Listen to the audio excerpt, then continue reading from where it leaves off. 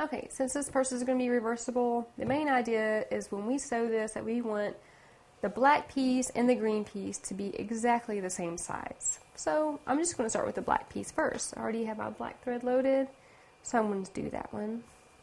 And I just want a square purse. I don't want it to be curved or fancy, but you can do that if you want. The more you work with it, the more comfortable you feel. You can do all kinds of stuff. Make sure you back tack up here to make sure it doesn't come apart.